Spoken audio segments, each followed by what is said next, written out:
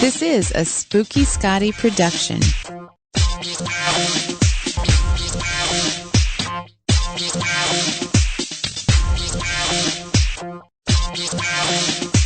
The views expressed and opinions given by the individual hosts and their guests do not necessarily reflect those of Z-Talk Radio, its affiliates, or sponsors.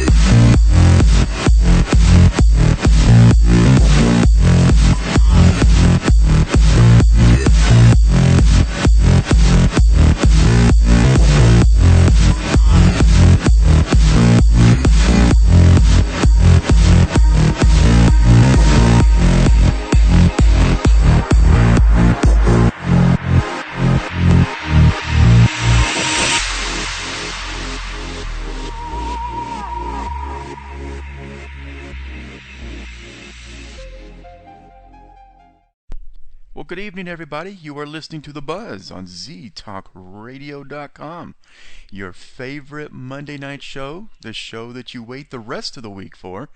You've got your usual host. You've got Kevin and Molly. I'm here. well, welcome to it, everybody. Tonight's going to be an exciting night. Our guest, I'll get right up front, is Karen Dahlman. Molly had a really, really good idea when she scheduled this guest because we kind of wanted to do something different, something a little more technical, something a little more, if you will, Molly, spooky. Well, I don't know if you call it spooky, but a little more out of the mainstream, I guess, of most of our subjects. I don't know that, Ouija boards are talked about all that often, except for how unsafe they are, or you're calling in the dark side and whatnot. So I thought it might be good to maybe have somebody on here that can explain it a little bit better to us. Absolutely, because they do have quite a stigma attached to them. I know we have not used Ouija boards in our investigations, and I don't think that we necessarily need one. No, I don't think so. I haven't.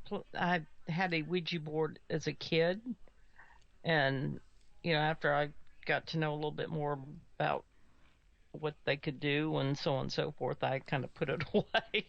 Yes. But, I don't know. I've always kind of stayed away from them since then. But a lot of people use them quite frequently, so I'm anxious to find out the ins and outs. Yeah, and that's what Karen is here tonight to talk to us about. She is a Ouijaologist. She's an author, licensed therapist, business owner, and a consultant, and she's been researching the use of the Ouija board since 1973. Wow. Yeah, I mean, wow. And by first-handedly using and perfecting her communication with varying consciousness and sentient beings through this tool, and she says that she has consistently amazing results. So we will be talking to her tonight.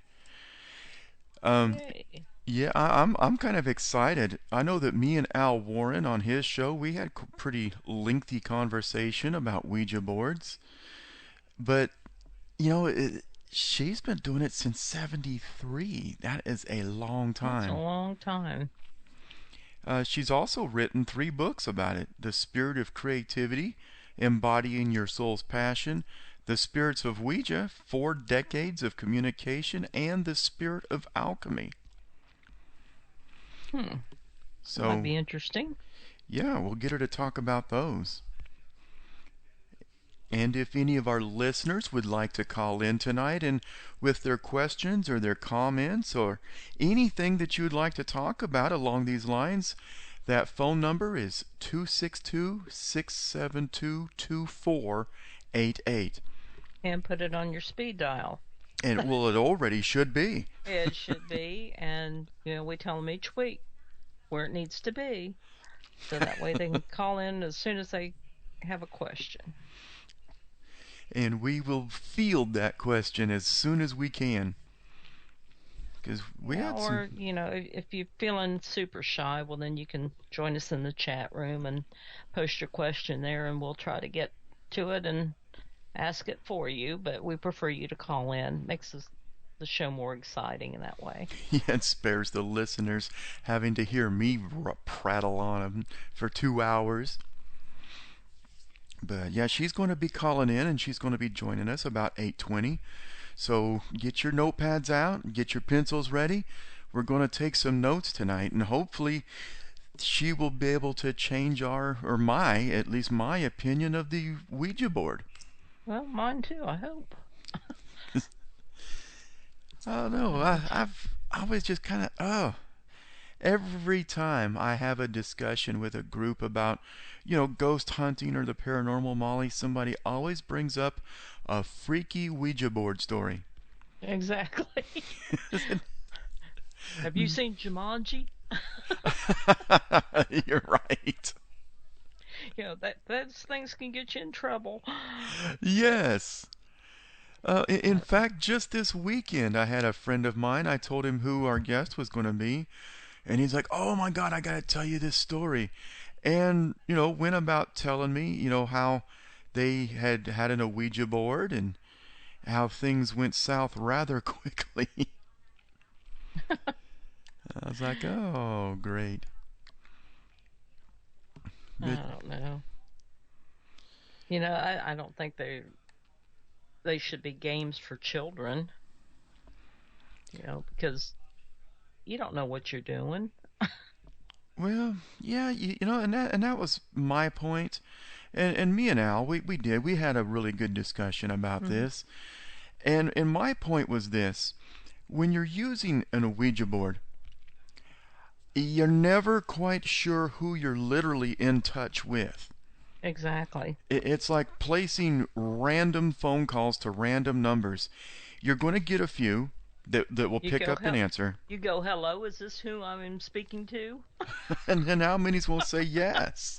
Yeah. Sure, now give me your credit card information. So, Yeah, exactly. but but Might be you a telemarketer, who knows? yeah, we managed to find them and Yeah. bother them during dinner. Yeah. So, But you, well, I'm kind of anxious about finding out about all this and if I should take it back up again or not. But I wonder if that's kind of the same thing as using a pendulum, to dowse with. Kind of the same thing because you're going to different letters and stuff like that if you're using one of their boards. mm-hmm. So I'm wondering if it's similar or the same thing. Well, now that you bring up the pendulum, I would have to say that it is. It's a type of Yeah, divination. It's a type of communication that you're not really sure who is manipulating this device. exactly. I always like, if I do anything like that, I always like to ask someone to come in. I invite them in by name, or whatever. I don't want somebody just popping in. Yes. Well, kind So, of like our uh, last investigation, I think we went through great lengths to try to validate who it actually was. exactly. Um, there really is no for sure way to know who you are in touch with. Yeah. You know, I have to laugh at one of the listeners in the chat room. We were talking about, it could be a telemarketer or whatever, and they said, or the Jamaican scammer that keeps calling me since last year. I just oh, wonder if he's from Microsoft or whatever. That's who keeps calling us. I don't oh know, man, my assistant administrator today we were talking just BSing in the office for a couple of minutes, and he literally did get a call. He said from this person. It said that they were from the IRS, I got one the other day. where they wanted you to get $7,000. You just had to pay them 50. No, I hung up on them. No, I knew it was a scam, so I just hung up on them. Yeah, I mean the IRS will never call you. They'll just show up at Neither your will door. Microsoft, so. But yeah, I would have said, well, sure, you can just take the 50 out of the 7 grand you're going to send me. Not giving you Exactly. nothing. You send me a check.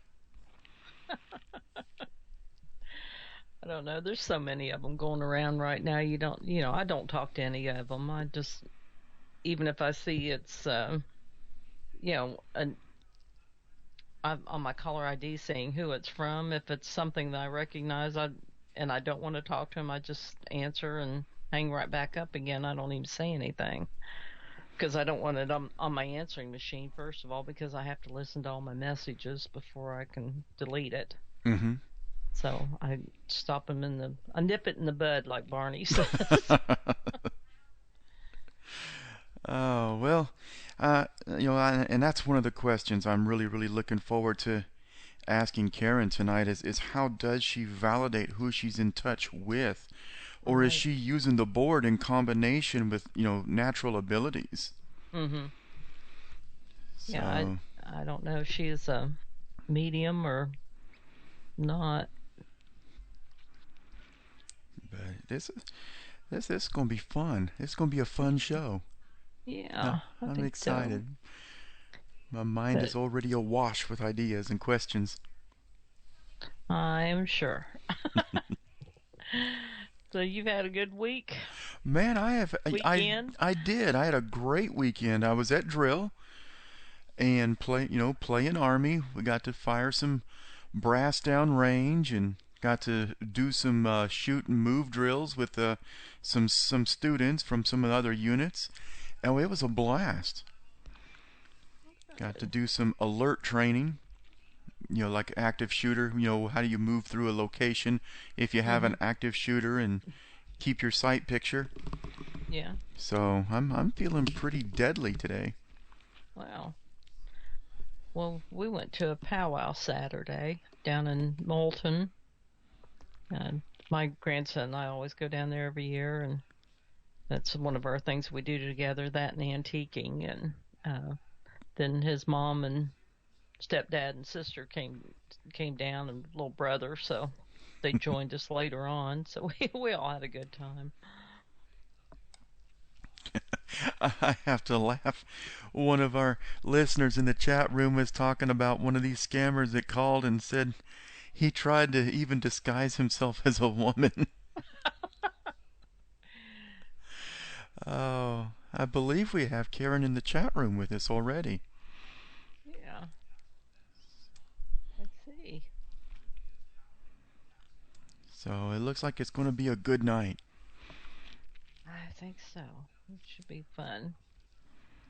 But how do you know when there's going to be a powwow? I mean, this is where they put the full garb on and they do the Yeah. traditional Well, dances. yeah. Well, we've been going to powwows since my youngest daughter was probably 10. Uh, I just Google the powwow calendar and find out where they are locally. It'll give it state by state, and there's several different calendars that you can go to because not all of them post on the same one. But uh, I know several people that go to this one, and it's down Oakville Mounds in Moulton, and then there's another one at Smith Lake that we go to every year, and they used to have one down at Ditto Landing, but they've stopped doing that one now. And they had one at over here by Decatur at the marina several years, but they stopped doing that one also. But the one in Coleman and the one in Moulton are regular events that we go to. And Guntersville has a huge one every spring, but I haven't gone to that one yet. Mm, I'd like to go to one. I have not been to one in, oh boy, it's been years since Arizona. Yeah, when I lived in Oklahoma, I used to go to them quite often, and I've been to a couple up in Nashville. Those are really big ones up there too, and they have full regalia and everything, so it's pretty neat. But the grandkids get out there. Well, my daughter always danced, in the circle, and my grandkids get out there and dance, and everybody has a good time.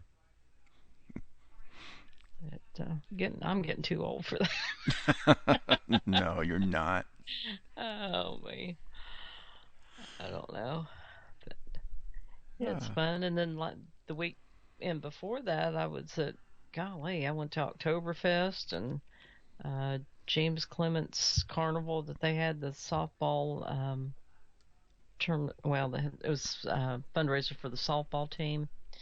And then went to Dreammaker for their event that they had there. So that was a busy day last Saturday. The Saturday before, should say. So every Saturday's been just really busy for me, and been working on my mother-in-law's house. Trying to get it fixed up. We're finally seeing the light at the end of the tunnel with that. Thank goodness. So. It will be fun to get all that finished. But this week's the big yard sale, moving sale. Oh, Friday yeah. Saturday, what time? So if the weather holds out, which I'm hoping for, get all this stuff moved out and sold and get a few extra pennies to put into the house over there. And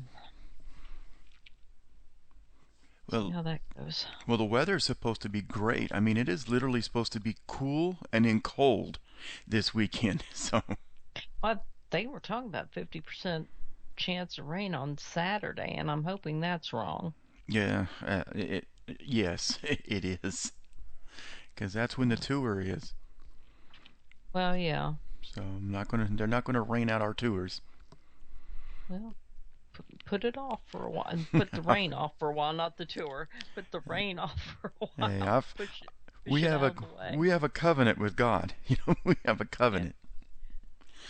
So. Well, Saturday it was raining off and on, and I got west of Decatur, and it was clear. It just cleared up.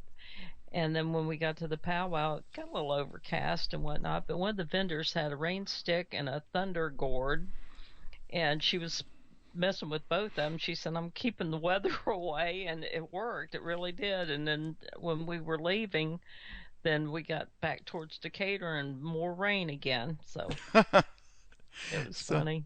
She said, I'm just trying to keep it all at bay. And she did. She did. I'll be damned. I thought, shoot, I'm going to go back and get one of those. Yeah, you get them when you exit through the gift shop. Exactly. Well, Molly, I think we're going to take our first news break, and then when we come back, we should be joined by Karen. Yay! So, forward to it. Me too. But everybody, just stick with us. We'll be right back, and when we come back, we will be joined by Karen Dahlman, the Ouijaologist. So, everybody, just stick with us, and we'll be right back after this break.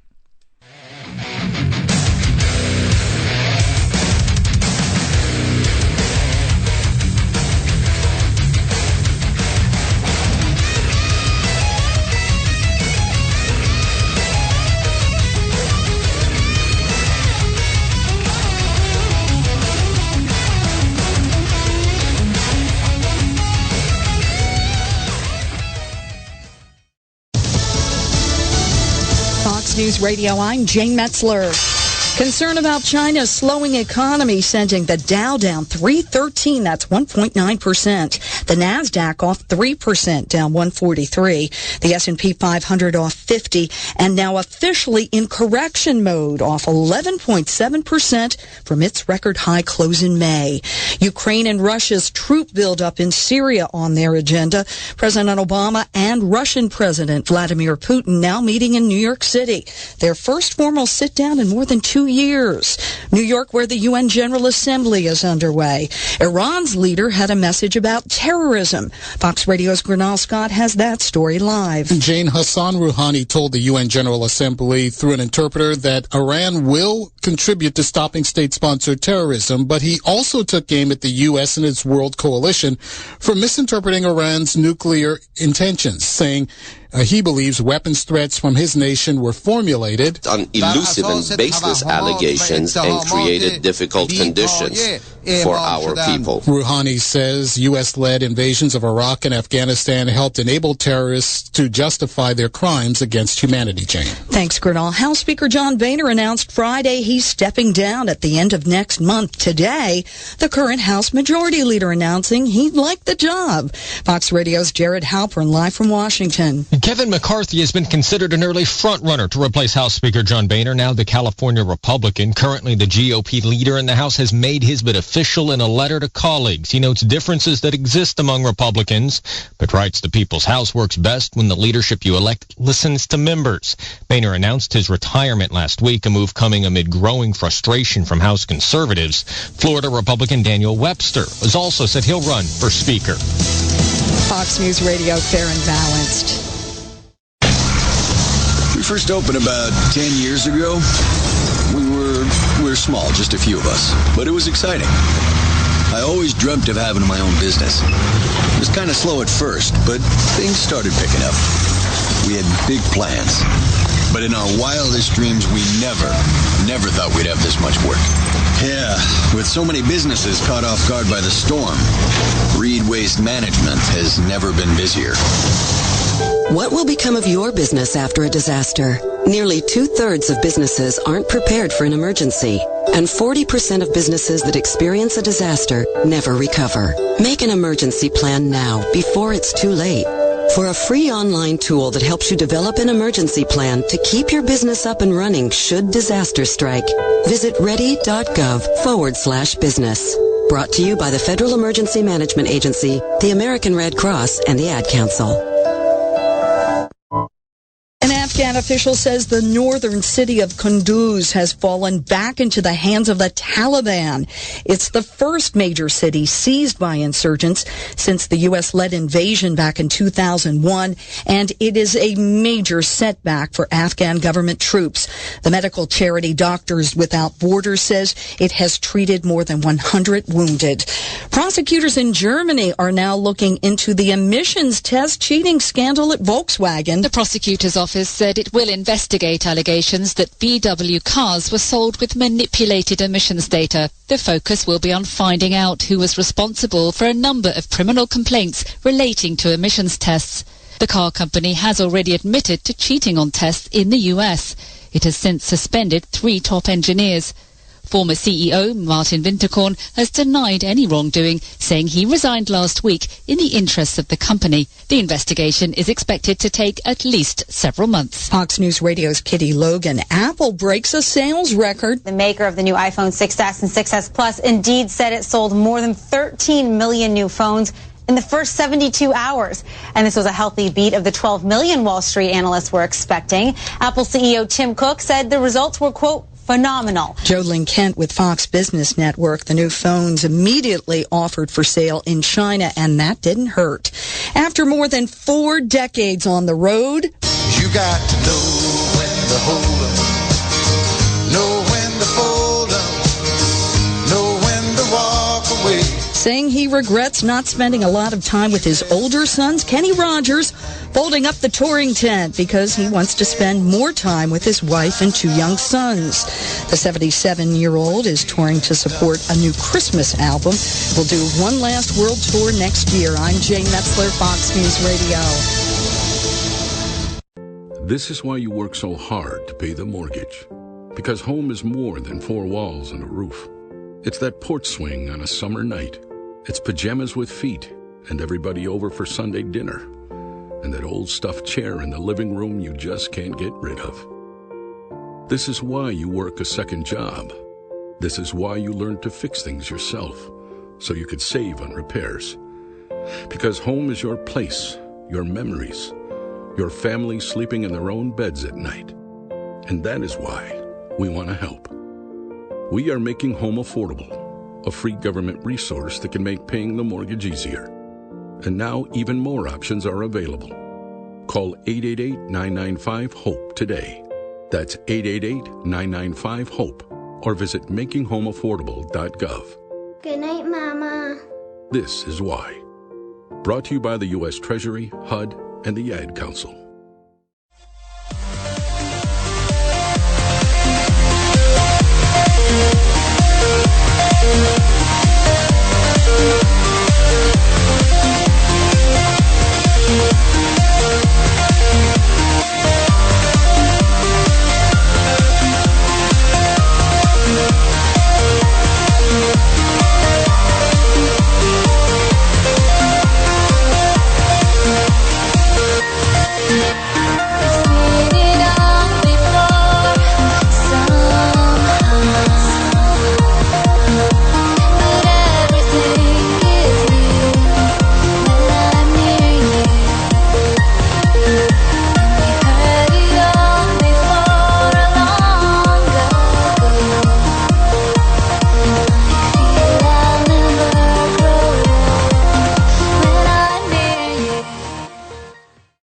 Welcome back, everybody. You are listening to The Buzz on ztalkradio.com, and joining us for the rest of the show, we've got Karen Dahlman, as promised.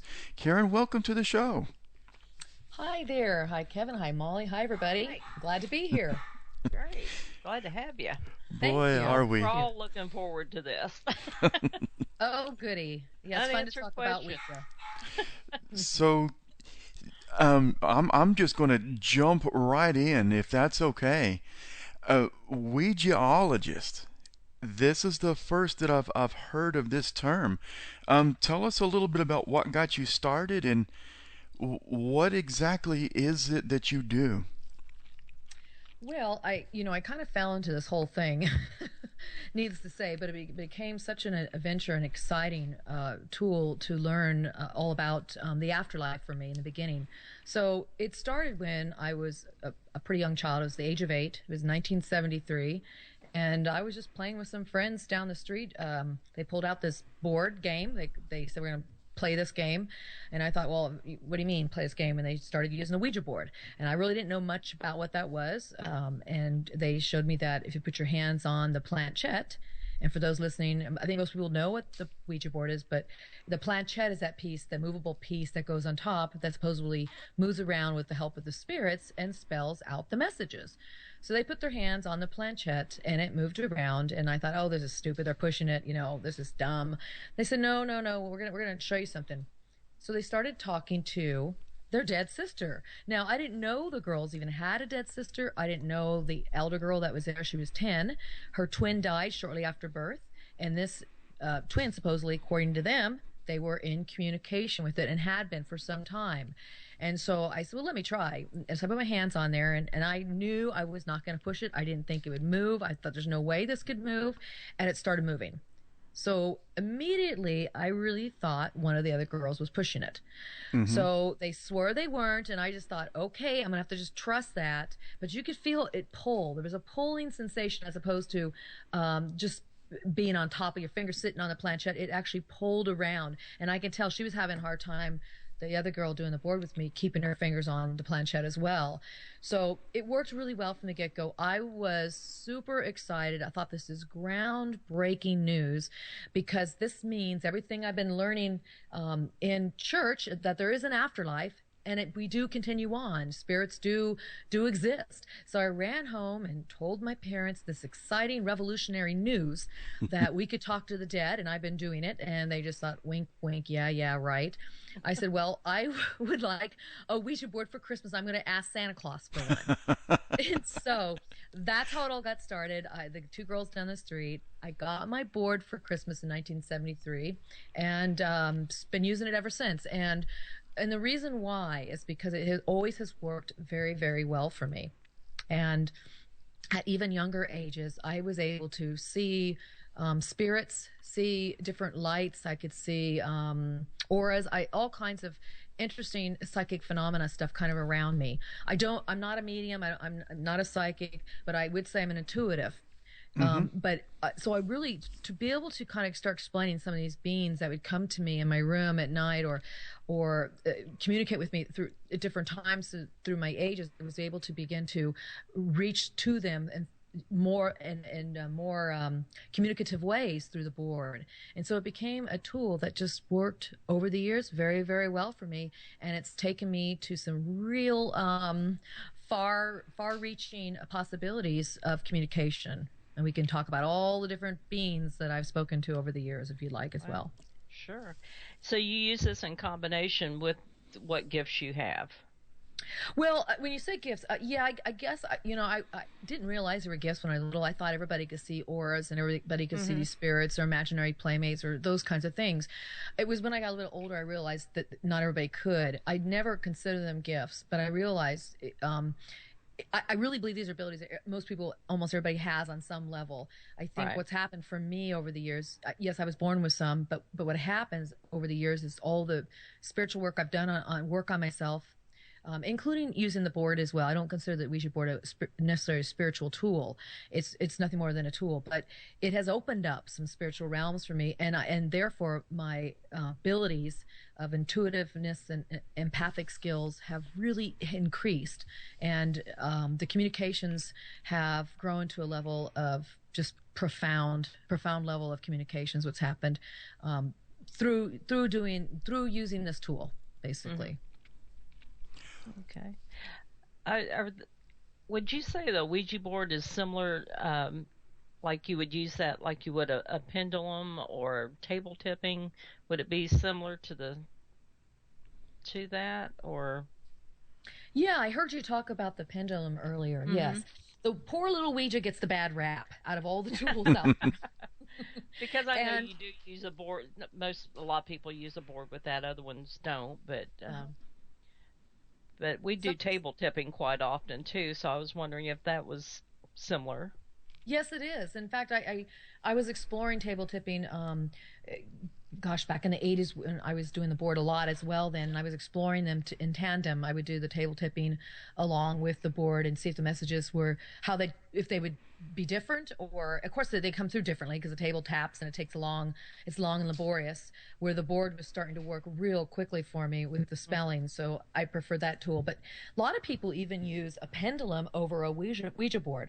Now, Ouija board, that is a name that is patented and trademarked with the U.S. Patent Office in 1890, 1891 it was granted. So that's like a saying we call old tissue Kleenex. So not old boards or Ouija boards. I prefer the old William Fold Ouija boards. That was the company that had them all the way up to 1966, and that's when they sold over to Parker Brothers. And now Hasbro owns Parker Brothers. So Parker Brothers, their division, Parker Brothers, they own the name Ouija board now, the patent and trademark on it. Yet there were many, many different types of talking boards. That's really the umbrella term, talking boards or spirit boards that are out there. And so some people have round ones, and I have one that was gifted to me from another person who creates boards, and it's a round circle about the size of a plate, and the letters go around in a circle, and the numbers go in the middle, and there's yes and no, hello, goodbye, that kind of stuff. And it doesn't look at all like the Ouija, but you can use a pendulum over it because it's small enough the pendulum can move and spell. Now, I've messed around with pendulums. I've tried them. It's not a tool that I work the best with, so I don't prefer to practice that. When you work on these tools, as you guys know, when you use tools or any of these techniques, it can take years and years to really fine tune that craft.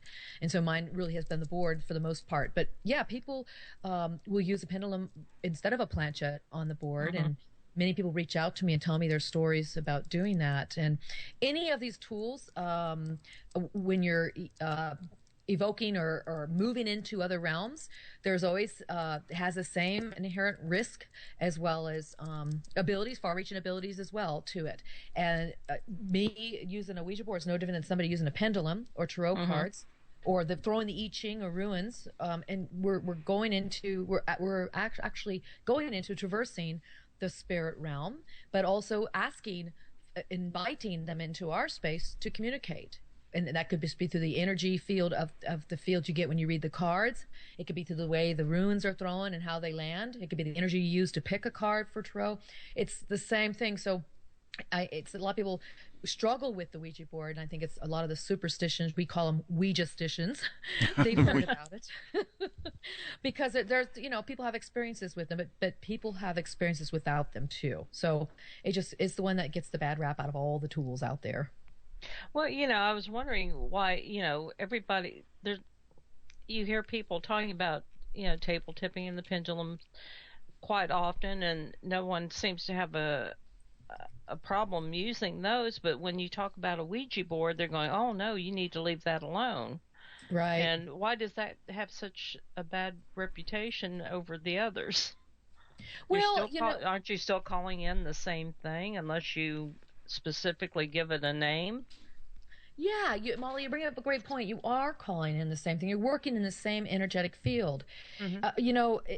Ouija board has a really unique, cool history, and it was originally made in the United States, and then Canada had a patent, and they started making it shortly after we were making it, and now it's made just all around the world, different types of talking boards. But in the United States, this tool was used a lot. It became a household item.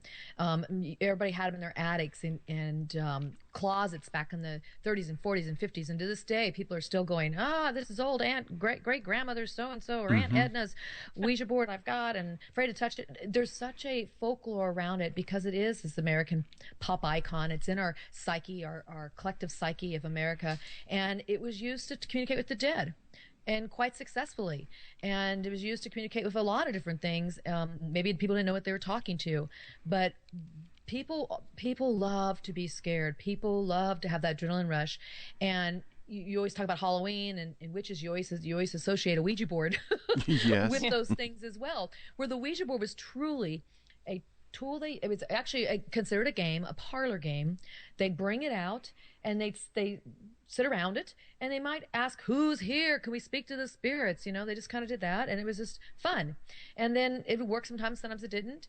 But what happened with some of the wars we had, especially after the Civil War and then World War I, the rise in World War II as well, the rise of this tool just increased incredibly because people now didn't necessarily have the money to go to a psychic or go to seances or these big revivals. Instead, they could just pull it out of the box. So they have like basically a seance in a box. You open it up, and it was relatively inexpensive, and you could be entertained for hours and then hopefully make contact with your dead loved ones that you might have lost in war. That makes sense because I would want to. Absolutely would want to if I lost a family member or if I lost a husband or a wife in the war. Then you're right. Mm-hmm. So it really gained in popularity. Along with that, though, too, people are using it. The stories start happening, and so if something bad, misfortunate happens in somebody's house, and they got a Ouija board there, that's the first thing people say. "Oh, I gotta burn the Ouija board." Yes. And so they attribute their troubles to it. Now, this is not to discount anybody's experiences, because I know people have many experiences. I've heard them. They write to me. I reach out to them and listen to them, and never to discount their experiences. But there's ways to go about any kind of tool where you traverse into spiritual realms and how to use it in a way that you will be safe, protected, healthy, happy, and maybe wiser because of it. There doesn't need to be this negativity or this negative stigma associated with it with any of these tools if you can learn to use it in a respectful way, basically. Mm-hmm. Well, that leads me to my question, Karen, that I was asking before we brought you on. How do we know that we're literally in touch with who they say they are? Well, listen, I write articles about this and I post on my website. People ask me, can you trust the accuracy of the messages? Can you trust the messenger? And I say, it's tough. It really is tough in the beginning, especially when you're new to this tool, because you're excited. The planchette's moving. You're getting messages and they're coherent, and maybe you're getting one word or two word and it starts becoming a sentence. You really don't know, and you don't know for some time. I mean, I've been doing this now. I'm in my 42nd year of using the board, and there was really nobody out there talking about this. There was no internet, of course, in '73, and when I was using it in some of the heyday time of the '80s, we didn't have the internet either. I was just doing this all on my own. There was not too much books out there on Ouija except for some negative stuff, and I never had those negative experiences. So I really had to just kind of go through this trial and error myself, and I have learned how to reverse some of that and learn how, when you know who you're speaking to is who you're speaking to. So I say anytime you get on a board, never trust the message that comes through as 100%. Just take it, mull it around, and see how it feels to you. I use my own internal guidance to tell me, does this feel right? Now, having said that, I have beings on the, I say beings because they're ethereal beings. They've never been incarnated in physical form. I've been communicating with this group since 1994. There's several of them.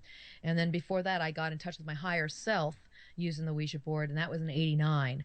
And before that, I spoke to mostly discarnate spirits, spirits who were in human form.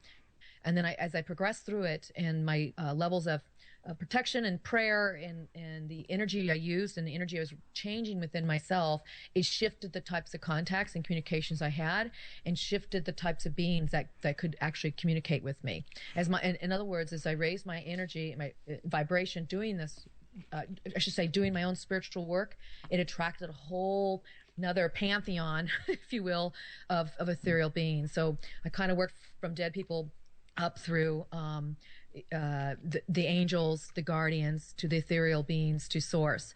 And along the way, I started talking to my higher self, which I mentioned. And that was just quite phenomenal to get these messages from, you're talking to yourself, but it's a part of you that's not just in this body. It's actually the part of you that's part of a larger being of light that has such great wisdom and knows its connection back to source. And when you start moving in those realms, and I use this is mostly where I stay now with this tools, in these realms, the wisdom that comes through is just incredible. But I can trust those messages now because, again, since '89, I've been talking to my higher self. That's never led me astray. I can trust the messages I get from my ethereal beings because they've been with me since '94, and all their messages have been accurate and nothing but loving and supportive. They never, when you get to a level of beings like this, they tell you what to do.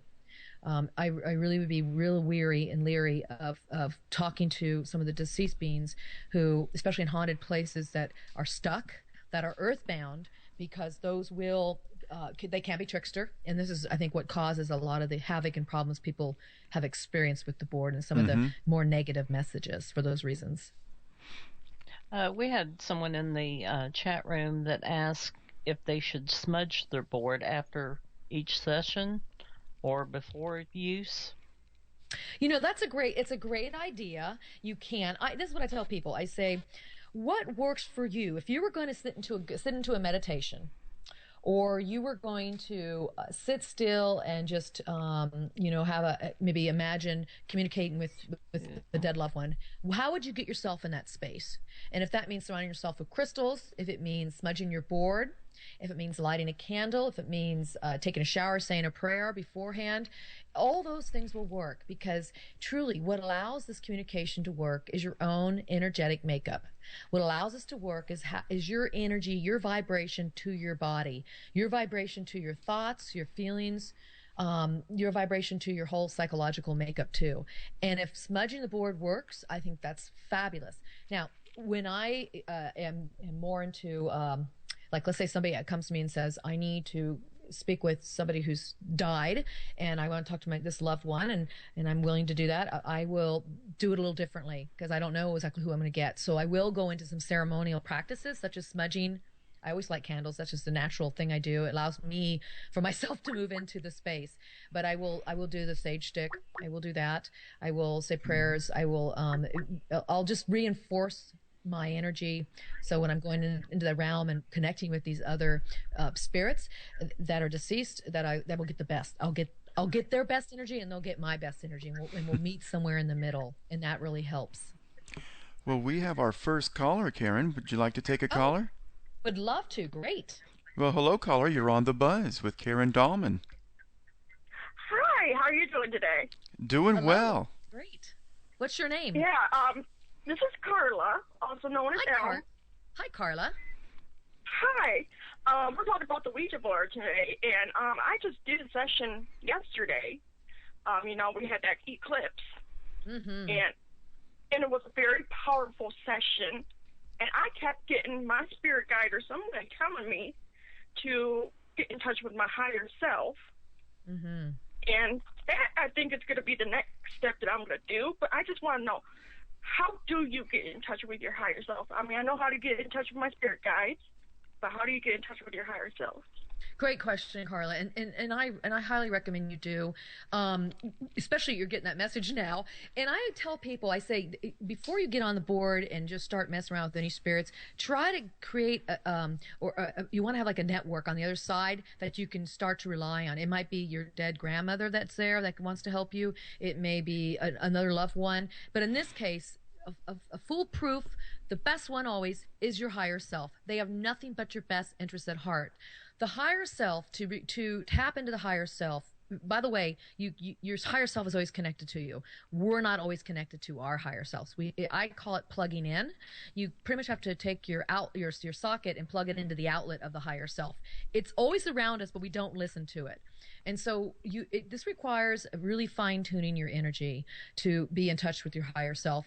It requires you, number one, first to say, I ask that my divine, wise part of myself come through. I want to be in connection with that part of myself. I ask that you give me the best interest, that you have the best interest at your heart for me, which it does, but you just state that because you're stating it in the energetic field, and that it loves me and it has nothing but positive things to tell me. If you ever get anything negative from your higher self, it's not your higher self.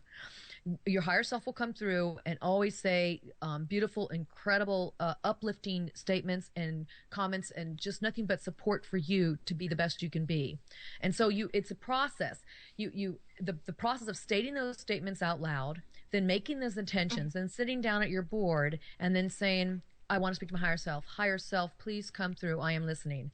And it'll start coming through a little slow at first, because it's not a usual entity or energy you're used to talking to.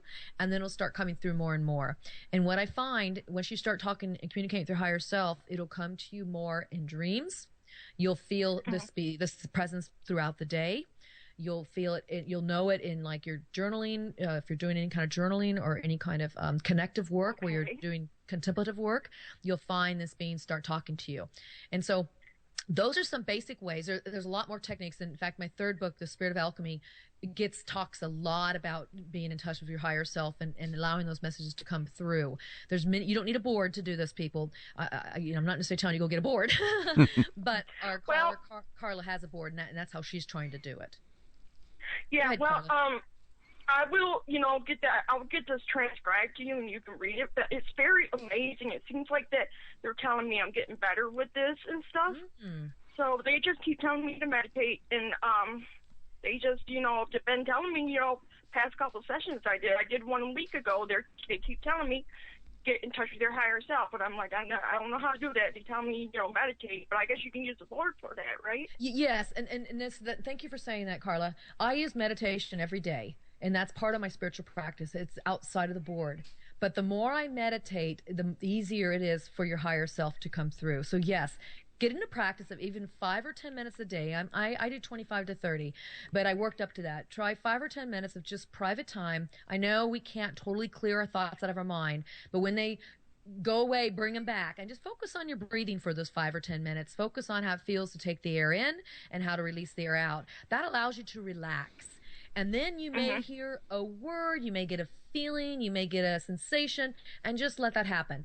And then you can go to your board. I get shivers. Oh, nice. I get shivers. Energy moving around in your body. I'm sure it is. You get a physical sensation. It's typically you're shifting the energy around, and this is always positive. So yes, Carla, go in the direction of having your higher self communication, and this board work you have will take off to a whole nother level. Trust me on that. I was amazed in '89 when that happened for me, and then since then I don't even look back. I rather focus on that realm, and the messages there are just out of control. They're profound. Okay, yeah, I got one more question, and then I will leave you alone. Is it common when you're using the board, as soon as you ask a question, is it common for, like, the word to pop in your mind and then spell out on the board? Yes, that does happen. And I've seen people just touch a letter on the board with their planchette or their finger, and they'll have the whole message. I've really refrained from that, and I'll tell you why. If you want to have more lengthy communications on the board, like sentences, I get pages and pages, and you know that I don't just get words. I get paragraphs, and they go on for minutes and minutes, and then I transcribe them. What I found is if I allow the board to spell it as opposed to me guessing the word or saying it before it comes, what happens is my spirit friends on the other side learn to use the board and spell. So it depends what you want.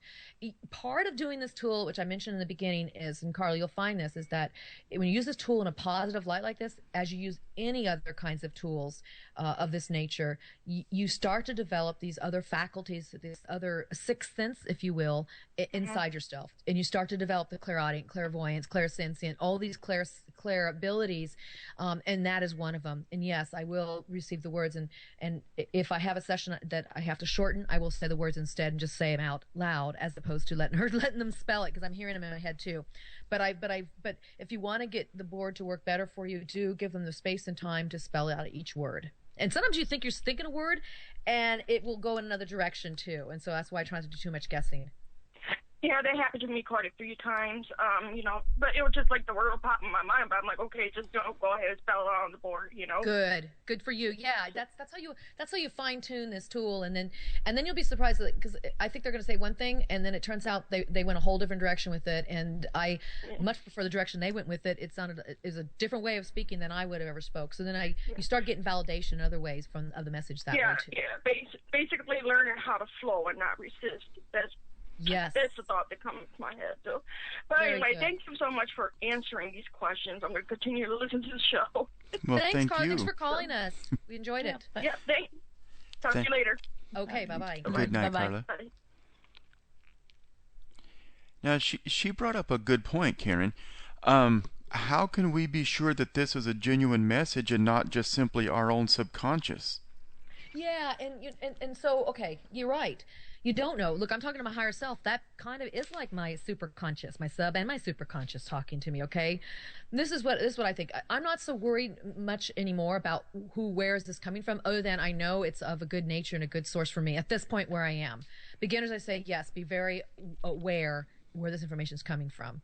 But I can't separate. Okay, this is where you go into like the wormhole stuff. This is where you get pretty esoteric. We really can't separate ourselves from. We're all vibrating energy, so therefore we're all really not solid. We really can't separate ourselves from the spirits as their energy vibrates too.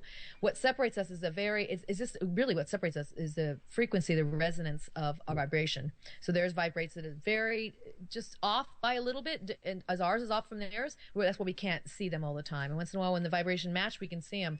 We're really not separate. I'm really not separate from my higher self, and my higher self is really not separate from source. Everything comes from source. God, the Tao, whatever people want to call that, all that is, the great matrix, everything comes from that. So therefore everything is connected at some level. So this is how you can use this tool and talk to all these different consciousness, because we really aren't disconnected from them, these different consciousness. So I can sit here and tell you my angel's separate, my higher self is separate, these dead people are separate, and yes, in our reality, in this reality in which we exist, we have the illusion of separateness, and yes, in that sense they are separate.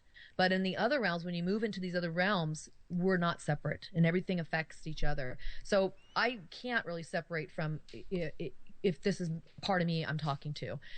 I do believe that part of me is connected to all these spiritual, ethereal beings. Even to the dead people, I'm somehow reaching into their consciousness, they're reaching into mine, and we're connecting on some level to make these communications happen. So it gets really tricky and kind of hard to explain, because it is very esoteric. Well, I mean, we've had a lot of guests here lately that have said a lot of the same things about the connectedness and how spirit beings are all connected to each other and connect to us and work in and through us. Molly, you remember Rocky? Yes. And he said a lot of the same things. Ernesto Ortiz talked about the connectedness of the universe. So, it makes sense. So the board, once you've used it and you've learned and you've educated yourself in the proper use, it's almost as if you're transcending time. You're transcending time and space, and in fact, those don't exist when you start going into these other realms. Wow. Yeah, no, I know. It's okay. I say it like this. I do call it my great cosmic phone. I just dial up the frequency, and I can, every time I get on board, it doesn't matter what board I use, doesn't matter if it's a piece of paper scribbled with letters and numbers on it, or if somebody gives me a board that they own, I never even used it before. My spirit guides, these ethereal beings and my higher self will always come through. I just need to call upon them. That's it. The connection's been established. I've already dialed into their frequency. In fact, they come to me in journaling, my writings. You can call that automatic writing, I guess. They come to me in my meditations. They come to me in my dreams, as I was explaining to Carla. Once you start making these connections, you can fine-tune them so the communication becomes clearer. Now, having said that, when you work with the deceased and those that are, I'm not talking about your loved ones that had nothing but would love you and good things to say to you. I'm talking about the ones that might be angry and pissed off and bitter spirits because they were that way in life and they died and they're still the same. Those are the ones you really, unfortunately, that's where beginners start because those are the easiest energies to reach. They're still tied to this density. They didn't want to die or they don't know they're dead. And so they're still the easiest beings to reach. This is where it's tricky. And this is where Ouija does get part of its bad name too. And for that matter, any kind of people that can read on these lower levels, they've got to be really careful. So that a lot of those have really honed their spiritual people have really honed and their energy so that they can traverse through that. Right. And a lot of times on the Ouija board, people aren't prepared for that because they maybe don't have some kind of spiritual practice or fine tuning in place. I always tell people, if they're going to use this tool, to work on themselves. First and foremost, know thyself. Meaning, if you've got a lot of unresolved issues, get into therapy. If you need seriously, if you need to do Reiki, practice healing work, light work, meditation, get yoga, do things that allow you to get centered in your body. Work on this level. You have your basis. You know yourself. Know yourself internally, and then you have a better chance, in this case, a really high chance of knowing if the message is just bogus. You play it up against your inner wisdom, and you let your inner wisdom tell you. But it's easy in the beginning to pull in those tricksters. Because that energy is the lower frequency, it's not, you don't have to really fine tune too much, and the ones that come through and can be just mischievous and silly and stupid and say dumb things and things that aren't real. And so and if we approach the board in this mocking, jovial manner, the energy's less, and that less energy attracts less energy. So to talk to your higher self, to go a little further with Carla, it's really about your own energetic makeup. Can you promote your energy to be the highest they can be, and to pull in these higher frequencies that can actually communicate? Because the higher self is always with you, but the higher self can't always come through because it is such a subtle voice. Oh my goodness, where the deceased people that are stuck, their voices are very loud like this. The higher self is this whispering to you. It's just, and that's how it is in my head as well. And that's even how it can be on the board. But once you make that connection, you'll never disconnect that with your higher self once you make it. So it just takes time and perseverance. Well, you've had 40 years of it. Yeah, I know. 42 years. I know. It's a lot of time, isn't it? So would you say that reaching your higher self was kind of a gradual, you graduated through steps and through levels to get to this point? I did, but I didn't know it was possible. See, there was nothing out there talking about these things back in the 70s, and it was 89 when I stumbled upon this. At that time, let me see if I remember now. All this, by the way, is in my book, The Spirits of Ouija, and all this is documented in there. And I kept copious notes throughout all the years, questions I asked, the answers I received, I still do, and so everything in there is verbatim as the sessions happened. So when I was starting to really get some great communications with the deceased.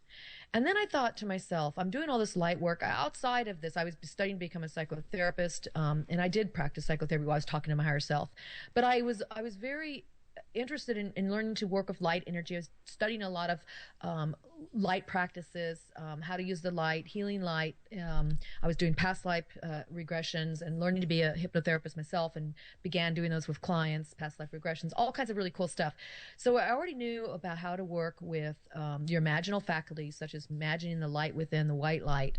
And I thought, well, why don't I just take this energy and start talking to, like in past lives, we can speak to angels. And why don't I just start doing that? So I started talking to angels. And the angels started coming through. And then at that point, I said, why don't I just talk to this greater wisdom of myself? I mean, everything, you're pushing the board anyway, or they think you're talking to yourself. I said, why don't I just really go ahead and do that? And when I did, I was amazed. So I kind of stumbled upon it because I just kind of worked through these different steps. But nobody's out there telling you could do these things. I thought the tool was only used to talk to the deceased. And then I said, I'm going to push this as far as I can. And then I started talking to animals, animals that were alive, animals that were dead. I still do to this day. And then just when I started working with these finer energies, then I started stumbling upon these other spirit beings that started coming to me. They said, we've been waiting, and we've been waiting here to talk to you, and now we're ready. Now you're ready. The energy's right. And so they just came through and started communicating, and it just goes on and on from there. So let me roll you back just a little bit. You said that you have learned to speak to animals as well? Yeah. Like animal communicators do it. I know people say, oh, that's weird on a Ouija board. Well, why? Animal communicators talk to animals all the time. So yes, this is what happened. This is really a cool story, Kevin and Molly, and for your listeners in the chat room. I was talking to my angel, and this was in 1994 as well. And I was talking to her on the board with my partner. And all of a sudden, my angel said, Karen, you're not going to believe this, but somebody here wants to talk to you. And I said, okay, bring them on. I was used to spirits coming through and just saying hello or asking a question or needing something. That was just common. And she, by the way, at that time, Mary Angel was my moderator, my bouncer on the other side. She was the group of beings I was telling you about to have on your side that help you. She was my helper. And so she said, okay, you're not going to believe this, but I'm going to bring them on. The planchette, which is the piece that moves around the board that spells, it changed the way it was moving. It slowed down. It even changed directions. And it spelled out, Hermie cat, I love you. Now, I have a cat at that time named Hermes, not Hermie, but Hermes, like Hermes Trismegistus. And he was sitting there in the rocking chair. He'd love to sit in the chair when I was doing the board, and he'd watch my partner, and I was sitting there staring at me. I said, Mary Angel is my angel. I said, did my cat just talk to me? She goes, yes. I knew you weren't going to believe it, but yes. You can talk to the animals, and Hermes wanted to come through and say hello. Although he knows he talks to you, isn't that cool? Although he knows he talks to you because you look in his eyes and he looks at you and you have this bond, he wanted to come through and talk. And so she said, I helped him come through. And so when that happened, I went, oh goodness, here we go on another tangent. So then I started talking to my other cat. I had 2 cats at the time, and talked to him. He was alive. Then when they died, I talked to them as they passed on. Then I started talking to other people's pets, dead and alive. And then I have 3 cats now. These are all new cats, and well, not new, but new since back then. That was in '94.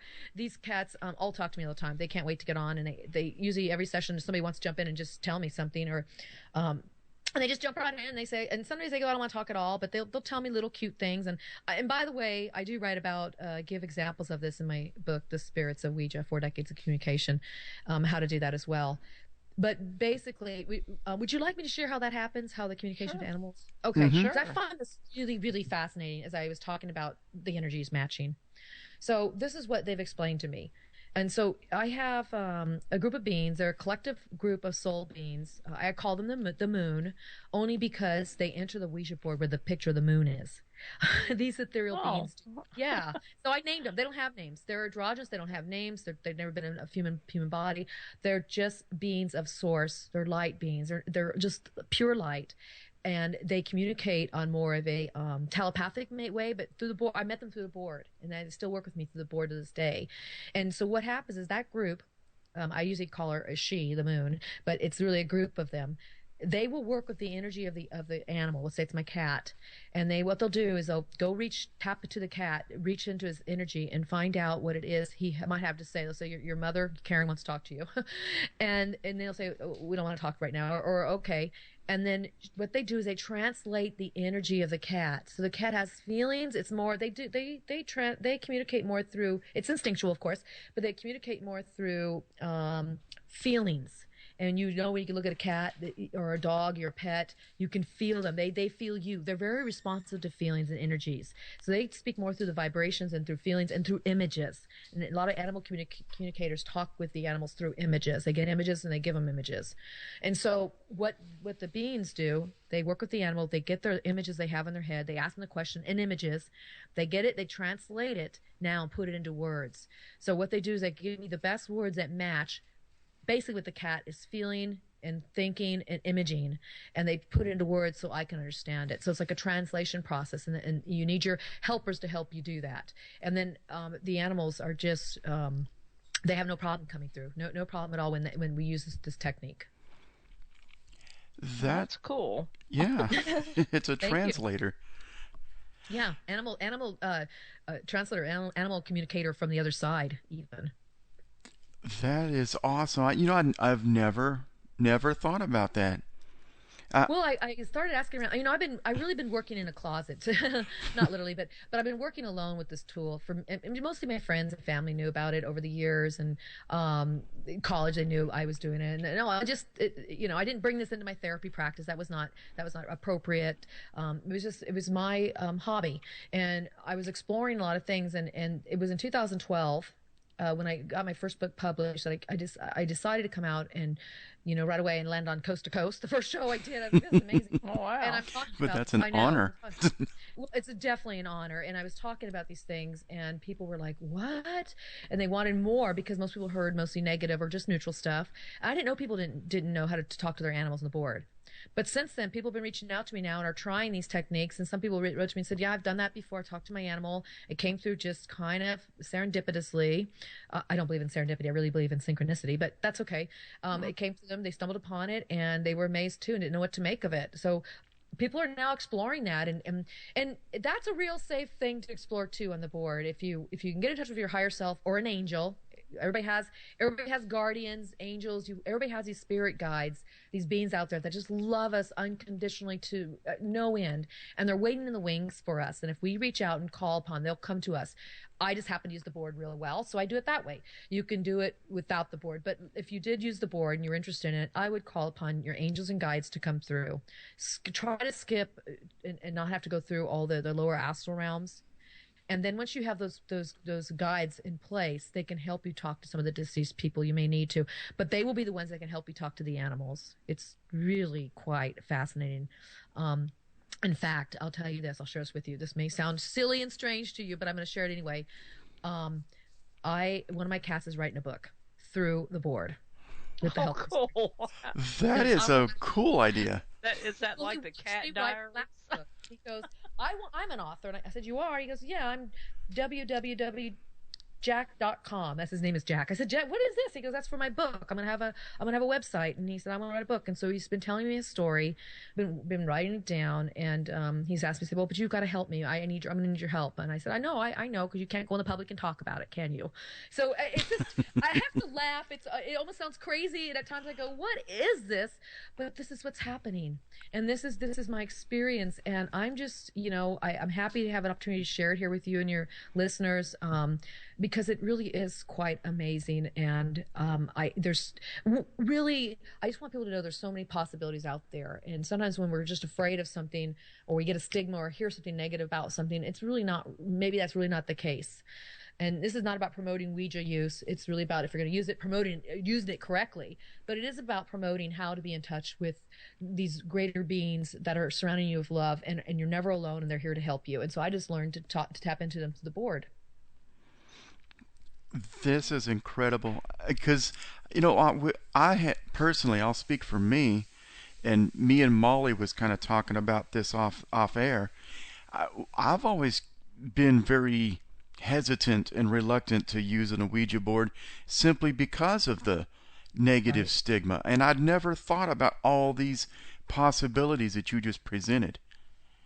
And that's for most people too. And so don't feel badly about that, Kevin, because that's what most people came to. When the Exorcist came out, it came out in the book in 1971 and 1973. Get this, okay, I get my first Ouija board for Christmas on December 25th, 1973, December 26, 1973, The Exorcist movie came out. Hello. Made everybody regret it. Right? I was 8. My parents were going to let me watch that movie. I really didn't care to see it. Because nobody was out there talking bad about the board, there wasn't stuff really out there at this younger age, nobody was telling me bad stuff. Everybody just said, oh, it doesn't work. And that's all I heard. And I heard from a few parents of my friends who come over for sleepovers, well, don't do that board at Karen Dahlman's house. I said, okay, we'll play light as a feather, stiff as a board. We'll do something else instead. Something else creepy. We'll do something else that'll be fun. Well, I've always been in this realm of trying to understand what's out there because of my experiences seeing things. And so I was always telling my stories and asking questions, and my friends were curious. They thought this was interesting and would try with me over the years. But I stumbled upon these far-reaching abilities of this tool. I just kept pushing the boundaries, and the more I learned outside of the board, like again, all these courses I took in spirituality development, metaphysics, supernatural, paranormal. As I studied that, I realized we're probably not alone. There's too many accounts of other things out there. And I thought, I'm going to start talking to these other things that are out there. And by God, I'm going to use my board because I'm good at using this. And so I just kept pushing the boundaries. And again, I just came out in 2012. And so I'm sharing all this in just over, 2012 November. It's not even 3 years yet. And I've already written 3 books with the help of my spirit friends about these topics. And because I do want people to see that the universe is a vast place, and there's so much in it we don't understand. And there's so much about consciousness that we don't understand. And I'm learning that as I use this tool. This tool is teaching me more things about consciousness and the human psyche than I think I could have ever learned in all my studies and practice as a psychotherapist, quite frankly. Yeah. Well, you know, that movie Jumanji came out, I don't know what year, but, you know, that freaked everybody out, too. And it's like, you know, everything associated with Ouija boards was bad. Yeah, right. We're always calling in the dark side, or, you know, it was never used for good. I think that's what people thought it was. If you're talking to dead, it must be dark, must be bad, must be scary, it must be spooky. And I just never thought that, because I had beings that would come to me. I'd literally see with my physical eyes that weren't bad. I had some that were scary, but I had many that weren't. And I thought, why can't I talk to them on this? I mean, people tell me that was fake and I was making that up. I thought, people, my family, my parents. I thought, no, it's not. You know, this is real. And so that's just kind of the direction I went with it. So I didn't have anybody saying negative things. And if they did, I was already using this tool so much that I had such positive experiences and communications that it just, I just didn't listen to them. And that's just, so I got through all those stages where people today pick up the board. Oh, you're going to use that board? Oh my God, you're blasphemous. You're terrible. You're demonic. You're going to get possessed. You know, that's just yes. so rampant. It's so rampant on the internet. And we love our stories. We love our folklore and mythologies, and it's exciting. And I just see it very differently because of my experiences have proved very differently for me. Well, guys, why don't we do this? Why don't we go to our next news break, and then when we come back, I've got a couple of questions for you. Okay, sounds good. Well, I'd like to kind of get into the mechanics in and of itself of actually how to properly use a board. Good one. Okay, well, everybody, just stick with us. If you'd like to call in with questions or comments or a story of your own, that number is 262-672-2488. And stick with us. We'll be right back with The Buzz on ztalkradio.com. All right. When you close your eyes, do you see the times when the sun will never die? 'Cause I see all the signs, now the veil is down. I see all the love has died. From NPR News in Washington, I'm Jack Speer. President Obama is meeting today with Russian President Vladimir Putin as the two world leaders put forward very different strategies to resolve the conflict in Syria. NPR's Michelle Kellerman reports on their speeches to the UN General Assembly. President Putin is calling for a broad coalition against ISIS and says the Syrian government must be part of it. He laid out his case through an interpreter. We think it is an enormous mistake to refuse to cooperate with the Syrian government and its armed forces who are violently fighting terrorism face to face. Russia has been beefing up its support for Syrian President Bashar al-Assad and sharing intelligence with Iran. President Obama says he's ready to work with both Russia and Iran, but adds there must be a managed transition away from Assad, who he says has brutalized the Syrian people with chemical weapons and indiscriminate bombing. Michelle Kellerman, NPR News, the United Nations. Republican presidential hopeful Donald Trump has outlined a proposed tax plan that would include higher taxes for the wealthiest Americans and tax breaks for millions of lower-income Americans.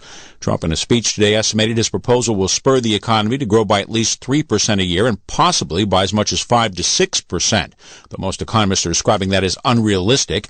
Trump, in outlining his plan, promised to simplify the U.S. tax code, eliminating deductions and loopholes for special interest groups. Consumers were opening their wallets in August. The Commerce Department reported a strong jump in consumer spending last month, with a 0.4% increase compared to the previous month, when spending was up by a similar amount. In both cases, much of the gains were due to a strong uptick in purchases of so-called big-ticket items known as durable goods. U.S. stock markets fell sharply to start a new trading week, with major indices down 2 to 3%, as NPR's John Itzty reports a sell-off in pharmaceutical stocks led the decline. Drug company stocks, which fell last week after Hillary Clinton unveiled a plan aimed at lowering the cost of drugs, took another dive. Analysts attributed the continued slide to comments from Democrats on a House Oversight Committee who called for Valiant Pharmaceuticals to provide documents explaining price increases on two of its heart drugs. That dragged the NASDAQ Biotech Index down 6%. Overall, the NASDAQ Composite dropped 3%. Continued concern about a growth slowdown in China also weighed on stocks, especially commodity producers. In the end, the Dow Industrials fell nearly 2%, and the S&P 500 shed about 2.5%. John Itzty, NPR News, Washington. Taking a look at the numbers, the Dow Jones Industrial Average closed down 312 points today to end the session at 16,001. The NASDAQ was down 142 points at 4543. The Standard & Poor's 500 fell 49 points today, closing at 1881. You're listening to NPR News in Washington. Royal Dutch Shell, after overcoming regulatory hurdles and stiff opposition from environmental groups, now says it is pulling the plug on its plans to begin exploratory drilling in the Arctic off the coast of Alaska. The company citing disappointing results from a well drilled earlier this month north of the Bering Strait off Alaska's northwest coast. Shell in February was the most robust bidder for drilling leases, and its departure means no other company has plans on the books to drill there at the moment. In London, an amusement park created by the street artist Banksy shut its doors after just 5 weeks in operation. NPR's Layla Fowler reports the park, known as Dismal Lands Wood, and its fixtures will be used to build shelters for refugees. The park was billed as the UK's most disappointing tourist attraction, and it was built purposely gloomy. Banksy, the anonymous English graffiti artist, said it was a family attraction that acknowledges inequality and impending catastrophe. An announcement on the website says the scrap from dismantling the park will be taken to the Jungle refugee camp in Calais, France, to build shelters. Some 5,000 displaced people are camped out in and around the French port there. The park in Somerset featured migrant boats, a derelict castle, and an anarchist training camp. It sold out every day it was open, and some 150,000 people visited in the 5-week run.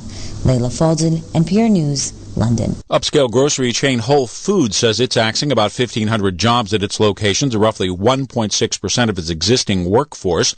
The company says it's trimming jobs and lowering some prices in order to make the chain more competitive. However, rather than outright layoffs, Whole Foods says many of the job cuts will come through attrition. I'm Jack Spear, NPR News in Washington.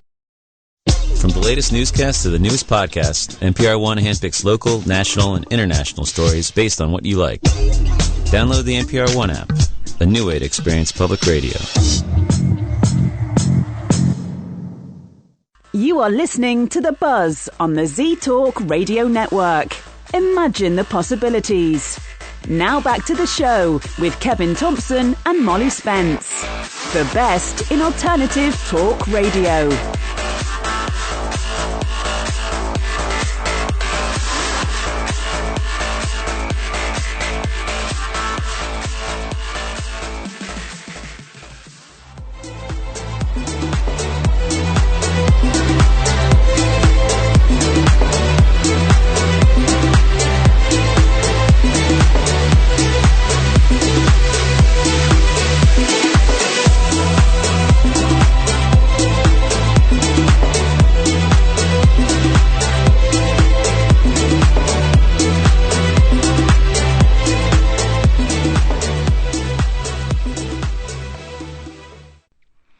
right, everybody, you are back. We are listening to The Buzz on ztalkradio.com.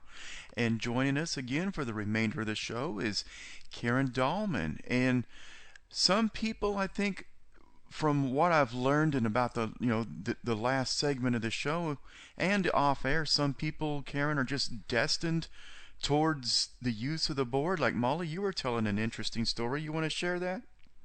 Oh, when I was about 9 or 10 years old, I had a dream. A friend and I were supposed to go downtown, to the big part of the city, to the department store the following day. And I had a dream that evening or that night about a Ouija board, and I had no idea what they were.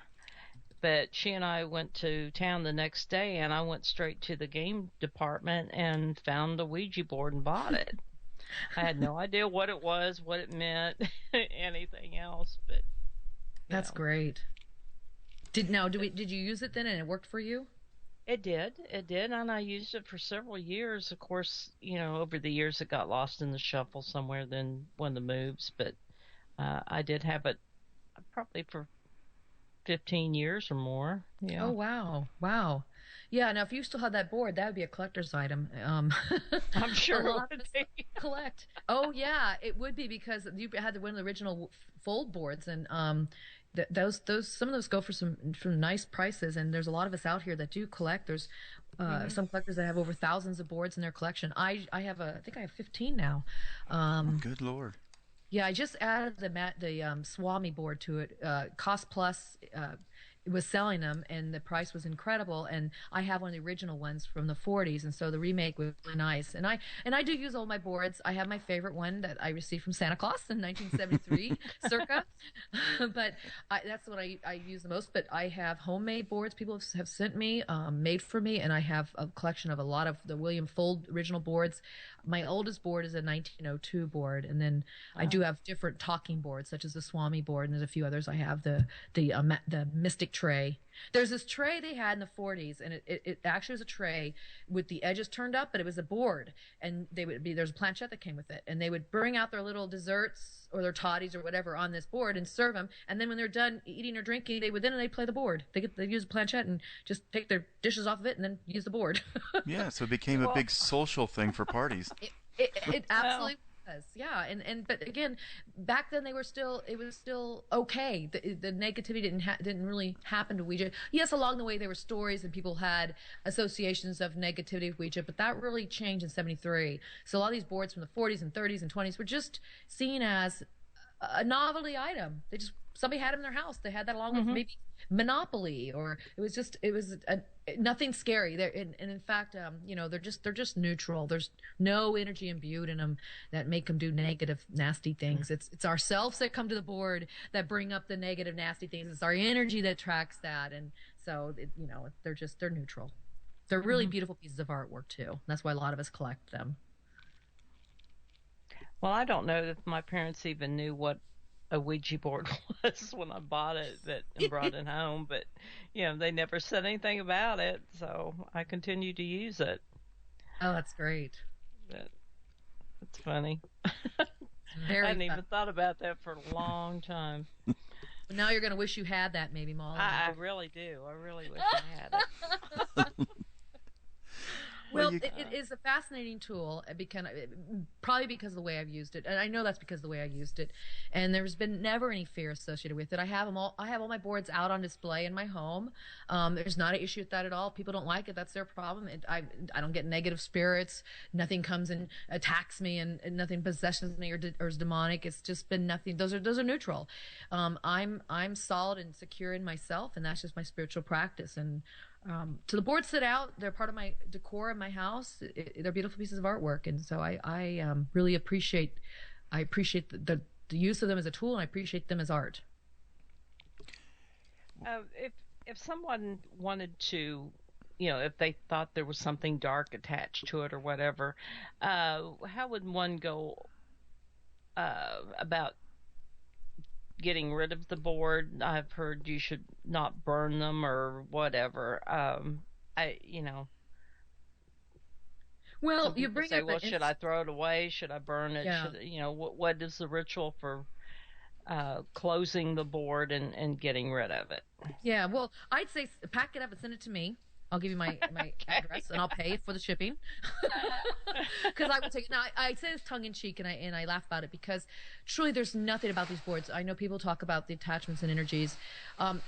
Okay, let's say your belief system supports that. My belief system doesn't, so therefore I don't get it. But let's say somebody's belief system supports that, and they feel like there's something attached to the board. They probably shouldn't be using the tool. They probably shouldn't be working with that tool.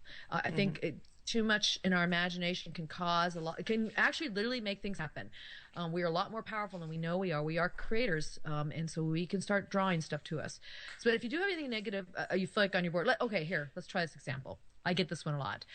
If somebody's using a board, they're really excited to use it, they want to use it, they're using it, they feel like they're using it correctly, all these things, and then they get a negative thing, like they get a negative communication on the board, something that says something derogatory or demeaning or cussing at them. Or threatening. Threatening them, yeah. You immediately stop. Put the board away. That is your control. That is our empowerment. The board doesn't control us. We control the board. And the board is really nothing. We control the communication. We control the energy. And if somebody in live is talking to you that way, that's not appropriate either. You shut it down and walk away, or you report that to the official. Yeah. This is no different. We have to be smart about this. Protect yourself. You get anything negative that talks to the board, it very well could be because you've got a little fear, or it could be, and this is not a bad thing. We all have fears. It could be you're having a bad day and just the energy kind of attracted something like that. It's not to blame anybody. It's just to say, but you stay empowered and just stop using the board that day. Put it away. Put it away for a few days. Put it away for hours. Put it away, and then come back to it with a special ritual such as smudging. You might smudge it and say a protective prayer. What works for your belief system that allows you to feel secure and strong? Don't you agree? I do. Yeah. It's like that with probably even when you do an investigation, do you find that you have to come about it with certain intentions? Exactly. Yes. Yeah, no different here then. It's the same thing. I'm doing an investigation in a way through the communications with different spirits. That's the other reason why it's good to have your spirit bouncers, your guides, your master and mistresses of ceremony on the other side that can really help you with this communication, because they're going to have your best interest as well, and the communication to be positive, and they can help bounce out those that may be coming through that just aren't of the best quality. I never engage. Don't engage. So you get one negative thing. You say, I ask you now to leave my board, and with this, I'm ending this session now. Thank you very much. Goodbye. You just say it sternly, but you're not mean. You don't cuss back. You don't get angry. You just say it sternly and say, okay, this is not okay. It's not acceptable. Okay, well, if you want to come through in a positive manner, you're able to come through. And if not, I just shut this down now. Goodbye. Thank you for your time. Doop, done. Put it away. Simple as that. Just like with the telemarketers. And it works. Exactly. But what'd you say, Kevin? I said it's just like dealing with a telemarketer. Yes, just like the Jamaican scammers that Ellen brought up earlier. It's like you just got to hang up the phone sometimes. And so this is no different. I hang up my cosmic phone. I had received some when I was newer at this and younger, and this was like this is like 80. I think the last probably negative thing I had was 85, 86. And what that was some energy came through. Said his name and then started communicating and started degrading and demeaning me in a couple sentences, and I said, that's it. I said, this is a bore to me. Quite frankly, you're a bore. If you can't use better language than that, you don't have a right to even communicate with us, and therefore I'm just going to put this away. So you can't talk. Bye-bye. And that's what I did, and I never had that experience again.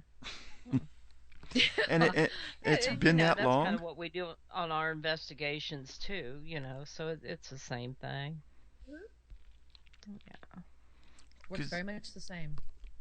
So kind of walk us through the mechanics. I mean, let's say a person has just bought their board. They have no experience with it whatsoever. How do they properly use it? What do they do? Great. Yeah, this is I write extensively about this. I have 13 steps I developed over the years, and they're in that book, The Spirits of Ouija, 4 Decades of Communication, Chapter 4. I know this by heart because I get asked this a lot. And there's a lot of, like you brought up earlier, Molly, you have to say goodbye and you have to burn the board or don't do this. And there's a lot of people put a lot against Ouija stitions out there about things you can and can't do. It's just a piece of wood, people. It's cardboard. If you want to rip it up, do it. Masonite boards don't burn. That's why your Masonite board won't burn. That's a good point. Yeah. Well, you know, I've so many times been asked that question. It's like, well, I don't know. It's just a game as far as I know. You just throw it away. And they're going, no, you can't do that. You have to close it out. No, you don't. In fact, when I communicate with the board, my beings don't say goodbye. They never go to the. Everybody says it must go to goodbye. I go, really? I've been doing this 42 years. That's a new one. I never heard that. They don't have to go to goodbye. Goodbye. It's on there because in the old days, people were very formal when they created sports. Everybody said adieu, hello, goodbye. They don't necessarily have to say that. Now, people like that because it gives closure. So what I do is, and I'll explain the steps you mentioned. You want to hear, Kevin. But what I do is I make sure I just say goodbye out loud myself. But so we'll get into. There's 13 steps. I'm not going to cover them all, but I'll cover the overview of them, and you can see just kind of how the progression of it works. So I think it's really important for me, and this is my belief system, and this is what I've created from that, and having great communications. I believe that when I do this work, I'm stepping into a sacred space, which means I'm stepping into a space, literally and also metaphorically, that will allow me to connect with energies of the unseen that typically we don't see with our physical senses, although we can feel them sometimes. And I want to have respect for that. I want to have respect for myself as I go into it, and I want to have respect for the space in which I'm doing it. I want to have respect for the energies that are able to communicate with me. Because it really is, I feel like it's an honor. It's an honor to do this work. It's an honor to be able to do this work, and it's an honor to speak to the beings that I'm in communication with. I'm just very blessed by that. And I just feel that I need to be sacred about it. So what I do is I always light a candle or burn some incense. So I'm taking myself from the mundane, from the secular, and moving myself into a more profane, into an experience. It's like a ritual, if you will. As I light that candle, as I come to the table I typically sit at, as I work with this, I usually work with the same partners, and I say it's because it helps you build a connection. It's actually a circuitry. Your energy starts connecting, and it's through your connections that you're able to bring these energies through this communication. So the connection of your partner is very important. Some people do the board on their own, and we can talk about that as well.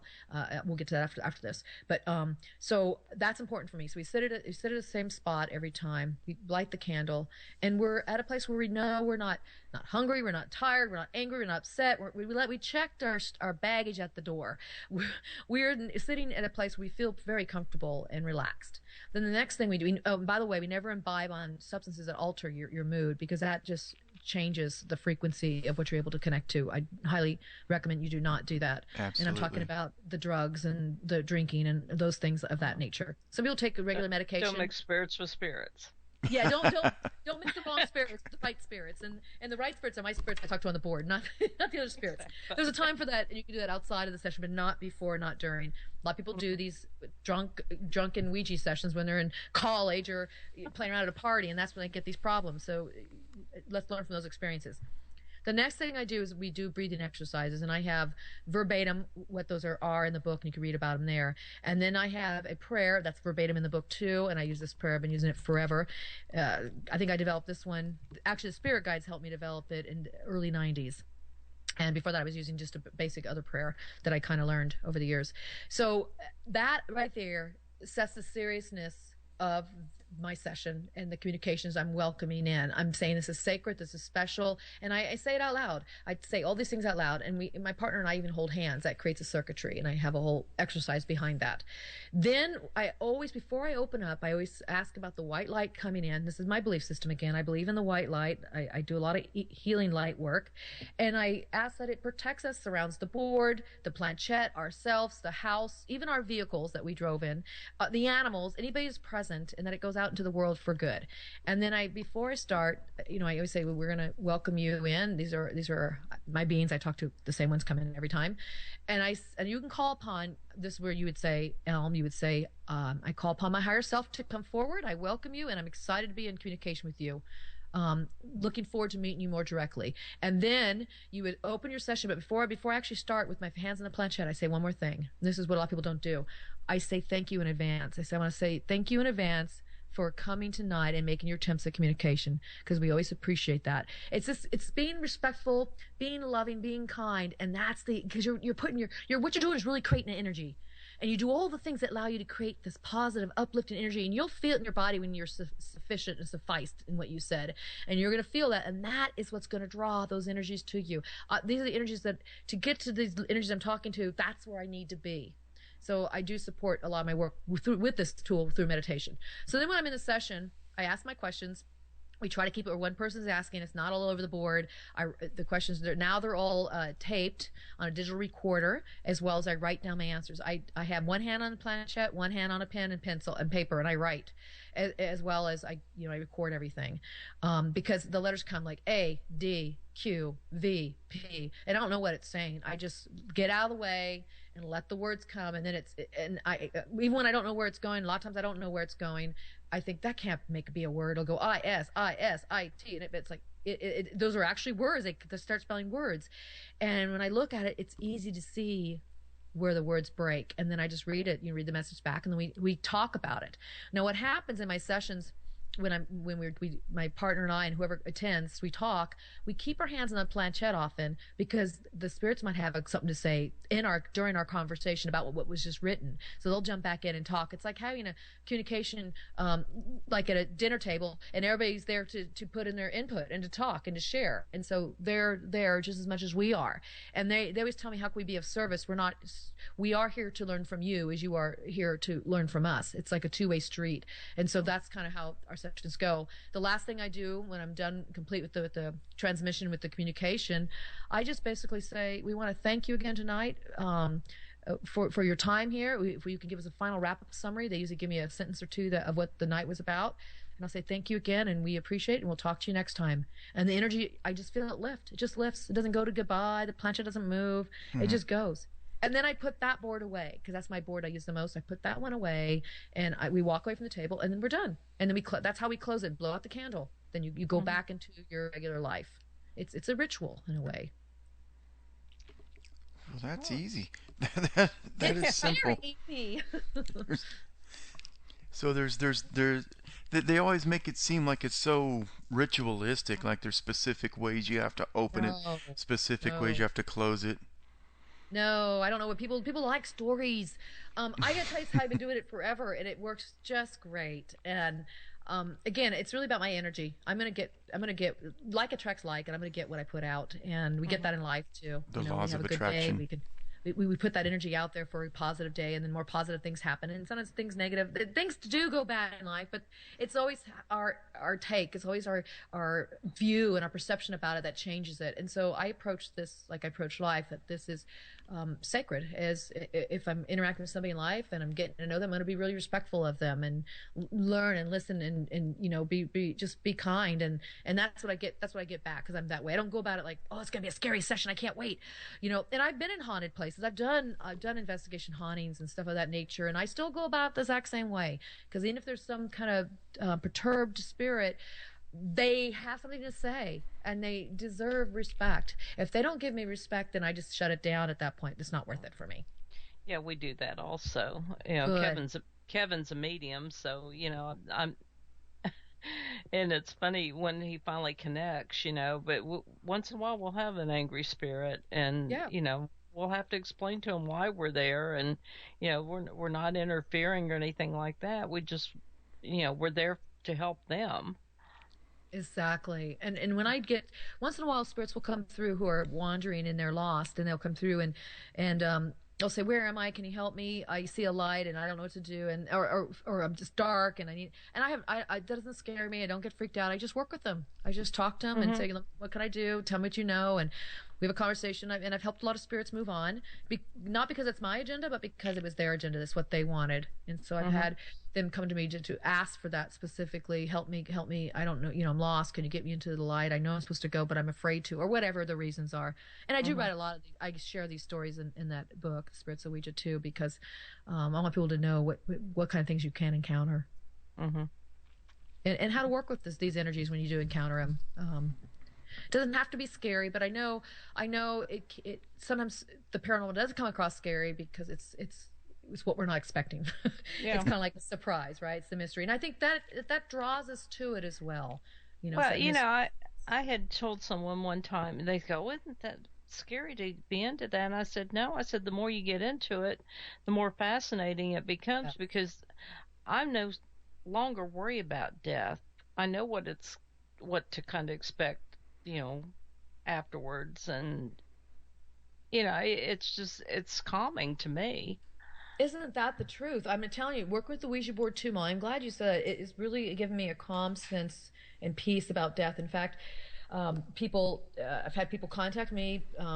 They know they're ready to die, kind of thing. I know it's and they've talked to me about this exact same thing. Like, what, tell me more. I want to, because that's what I talked to. I talked to a lot of, over the years, many deceased people, and positive that it was a positive experience. But you're right. When you start working in these realms, and whether it's investigating or mediumship or the board or other ways of working with this, you start to get a sense of peace and a more connectedness of understanding that we really continue to exist, and death, it doesn't have to be a scary thing. Exactly.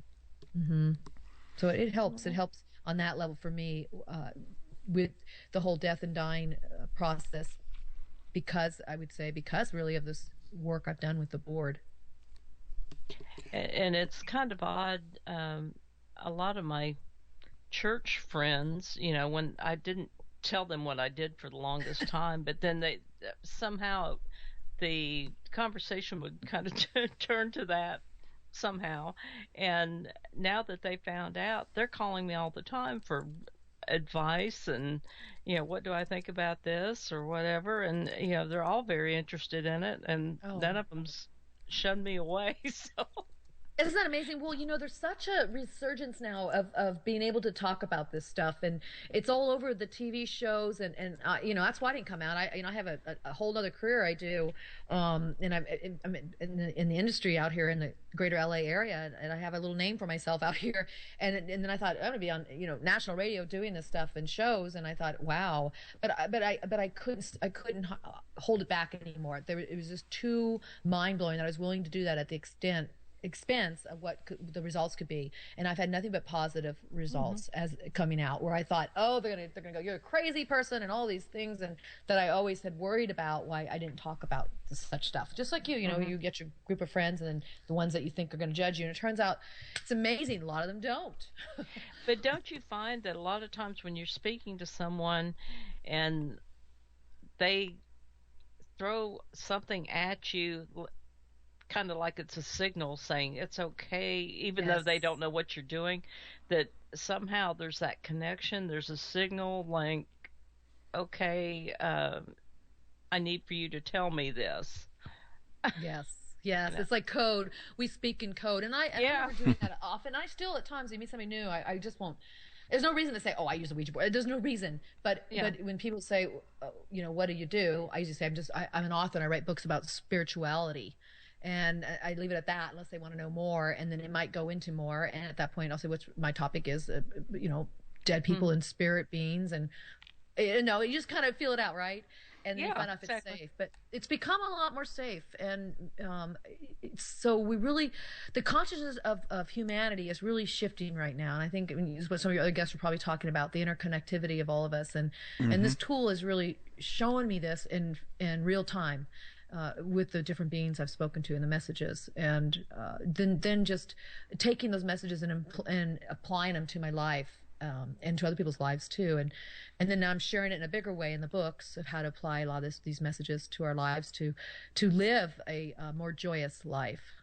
That's really their message. Their message really is one of ancient wisdom and teachings, and that we can use in today's time, in today's real world, and learn to create and craft a life of your dreams that can be joyous, and learn to find your center, connected to our higher self, where when things do happen that aren't pleasant, that we can come back to center quicker and not be thrown so far off. And that's really their message. And that all my writing is about that, because it's very much influenced by my spirit friends. Yeah. Well, have any of the spirits talked to you about the big shift that's going on right now? Yes. We talk about it all the time. In fact, I have this section on my website called Moon Messages, and it's the collective group of beings that I was mentioning earlier, that I call the moon, and they talk about a lot of these shifts that are happening, and a lot of that information went into my third book, The Spirit of Alchemy, and how to how to traverse these shifts, how to work with them, and how to go deeper into the seen and unseen forces, and use them to help you emerge into the greatness you're supposed to be, that you came here to do, and all of our part upon this change, this shift that's happening. But yeah, we write all about that stuff, and cool. I release the moon messages every week on a Saturday or a Sunday, and one comes out. It's detailed. Usually it's what one of the sessions was about, or they say something so profound. I go, okay, I got to put that in the moon message, and then I put thoughts and questions to ponder to kind of help dig into the message a little deeper and see how it applies in your own life. But that's kind of fun. You can check that out. It's all free on the website, all that stuff. But yeah, that's what we talk a lot about, this shift and how to manage this within our lives. Well, at the end of the show, you'll have to tell everyone how to get in touch with you, and Sure. and how to buy your books and everything. So Yeah, sure. Excellent. yeah. Well, before we run out of time, I wanted to make sure I got this question in, Karen. You worked in psychotherapy for a while. Yeah, I did for a decade. I was a licensed and practicing psychotherapist in a couple different states. And I had a private practice. I worked at a hospital for about a year and a half, 2 years, and I immediately went into private practice. I couldn't stay in the bureaucratic system for many reasons, but I immediately partnered with some psychiatrists and was one of their therapists that worked in their offices, and then opened my own. And I did a lot of contract work in hospitals too. But my specialty was dissociative identity disorders, which used to be called multiple personality disorder. It's like post-traumatic stress disorder too. I worked with all those kinds of issues of dissociation, and that was my specialty. And so when I would work with clients, I would have one person in a session, but it could end up bringing 5 or 6 other other personalities that would pop out. So I got really used to talking to unseen forces in another way. I say it tongue in cheek, but it's true. I wasn't learning to navigate that clientele and work with them, and how to do it in ways that help them and not hinder their personalities and split them off further. It's pretty tricky, and it requires a lot of skill to it. But it allowed me to really see what our consciousness, what our mind, what our brain is capable of doing. And I say beyond the brain, I say mind and consciousness, because if one person, one being in a body can actually create all these other personalities within it, and that change eye color, that change body temperature, that change blood pressure, that change all these physical things about ourselves, and literally change them and hold somatic memories in their body. I had clients that if they recalled a bad episode in their life when they were younger, what creates multiple personality is being abused at a very young age. Usually it's under the age of 10 or 12, and your brain is still malleable, you're still forming, and so you can't quite put this in perspective of why you're being so abused. And so I've had some that were abused so much, like with cigarette burns in their arm, that when they recall these events or their personalities came out, their arm all of a sudden manifested those cigarette burns again. So I was witnessing these things and studying these things and taking a lot of classes on this and just doing the best I could with this clientele, which I love that clientele. And it really helped me put some spiritual things in perspective, to take risks with my spiritual development, meaning there's so much more that we can't explain, that it's held by the body or held by memory or held somewhere in our, I call it our cellular, not cellular, but cellular memory, that if I could find a way to tap into this. And so that made me really use the Ouija board very differently, that we could talk to a part of ourself, an aspect of ourself, or that I could talk to this pain in my body even through the board. I mean, there's I can just go on and on. There's so much more to share, but I think that clientele and my background working with this group of people, it was very rewarding and but very difficult. That it really helped shape me to again take these risks I do with the board, and to really reach out there and discover some of these other levels of consciousness that we can communicate with. So when you had clients that were suffering from, hearing voices or hearing things or seeing things, how did you reconcile that with your knowledge of, the supernatural? Well, I studied a lot about the supernatural, and because this clientele really, it was necessary. I had to look at this from a spiritual level and not just all clinical. Although I was trained very clinically, and I would follow the protocols, but there's a spiritual aspect to dissociative disorders. The spiritual aspect is these people can check out of their bodies. A lot of them do tend to see things, and I guess I had a heads up in a way on this because I was seeing things when I was a child myself, and not from abuse, but just because I just, like we talked earlier, I was born this way. I don't know. I never thought I was different. But so I always approached my work with them on a very spiritual level. It's not a matter of whether I believe their stories or not. It's a matter of working with the stories that they had to tell and find a way to put it in a compartment, in a way to put it in a way that they can live their life more fully and not feel so still abused by all the horrors that they had witnessed or been a part of at a younger age, and how to move through life. So I had to take all these stories in and not say that's right, that's wrong, that's not real, that's not really an altar, that they're faking it. You can't. You have to look at it from a holistic perspective, that all this is a part of their story, and let's somehow put this together so they can feel more whole in their life. And so a lot of them would have to go to other kinds of disciplines, like some would have to go to a church to work with their spiritual or pastoral counselor. Some would go take these other kind of like Reiki trainings to learn about light. We did a lot of self-help work in terms of finding your light within, because when you have an altar in you, the part of you that's the bully, that was the one that took all the abuse. By the way, I do write about this in my third book, a good case example of this to explain how it works spiritually. Because this is, to me, it's everything's again connected, and we can't look at things just as one episode, one thing. We got to look at it holistically. And so we did do a lot of spiritual work along with the traditional counseling work. And I'm an art therapist. That's my master's degree. That I would use art. And art allows you, in a way, to speak nonverbal things, to not be able to hide. The art really shows the truth. And so I talk a lot about art in my books as a way to also access these other dimensions of yourself, your higher self, maybe the wounded part of yourself, or as my clients who really have split personalities and all these alters within, they could access those and bring them together through the art. So there's so much. We could just do a whole show on that. To me, that's quite fascinating. It was very fascinating, but it was definitely my groundwork. And to this work I was doing outside of it, my own spiritual work, communicating with the guides, and they didn't see the two things as separate. Although I had to practice them separate, they saw how all this worked together. They said that's the reason why you're doing well with that population, because you're doing well with the work we're teaching you, and then you're vice versa. It all goes. It was all holistic again. I saw it all as the same thing. Well, how does somebody get in touch with you, or get in touch with your works, with your art, and with your books? How do they reach you? Well, I thank you for asking, and allow me to share this. I have a new website. We launched it in June. I'm really excited about it. You can go to Karen A.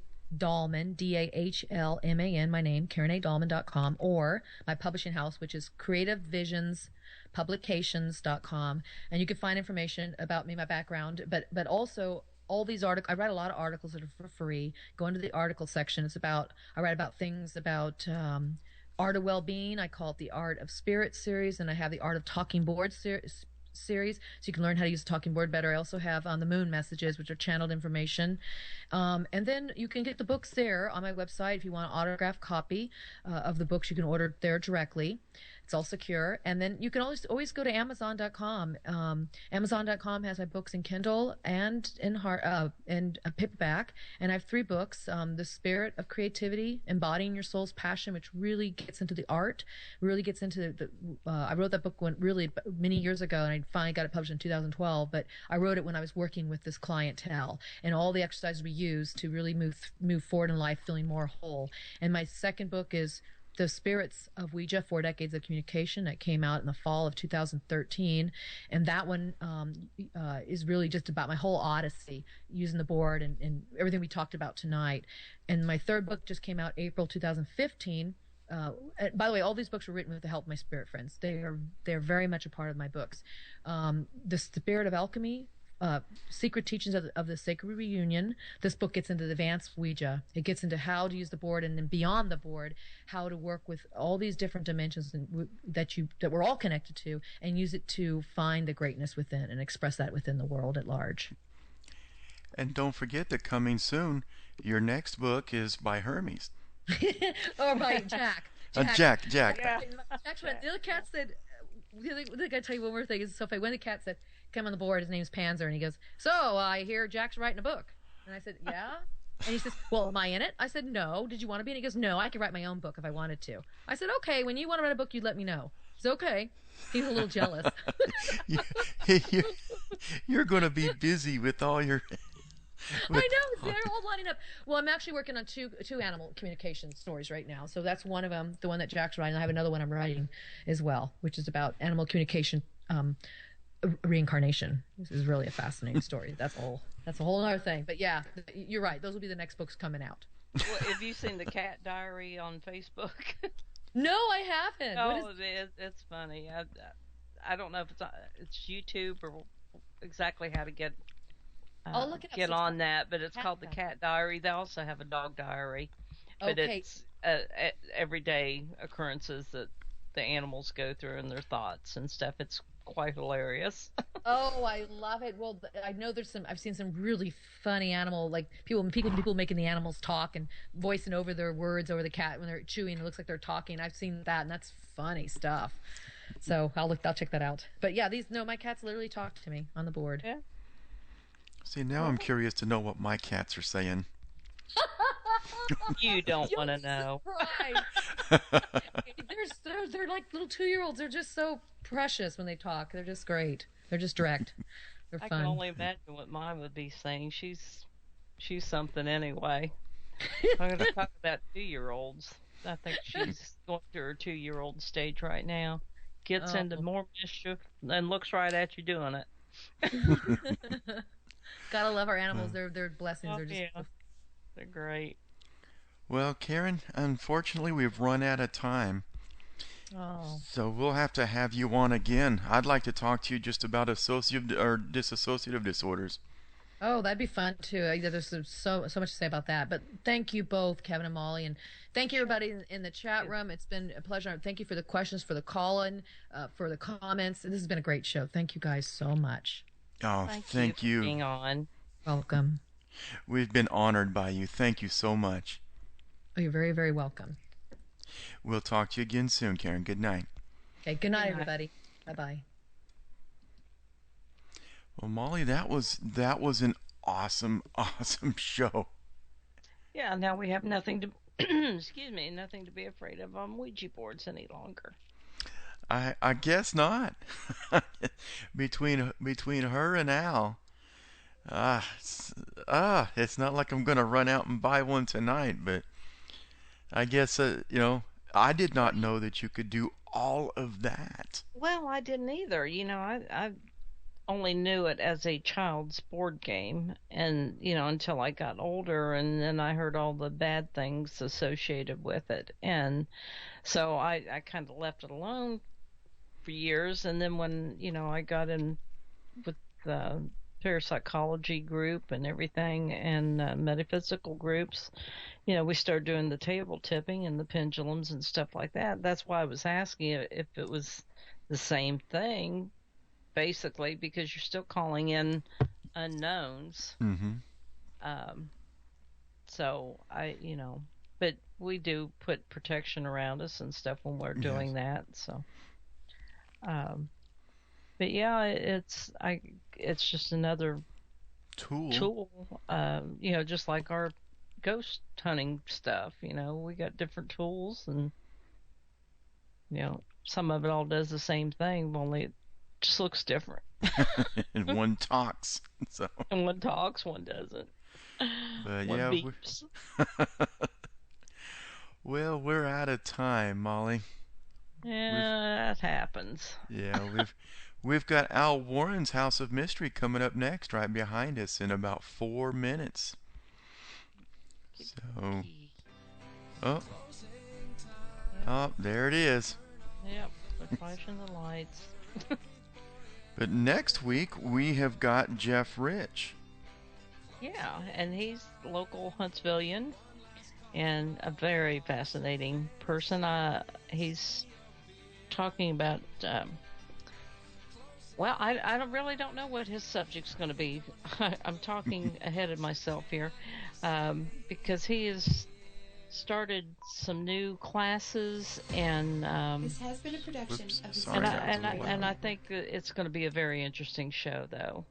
And check in with us and check our board, and we'll have everything listed on what he'll talk about. And we'll be posting him probably here tomorrow or the next day. Yeah, so. Awesome. But join us again. And we'll be back again with you next Monday night at 8 o'clock. So mark your calendars. Be there or be square, as they say. Well, good night, everybody. You've been listening to The Buzz on ztalkradio.com. We'll talk to you again next Monday.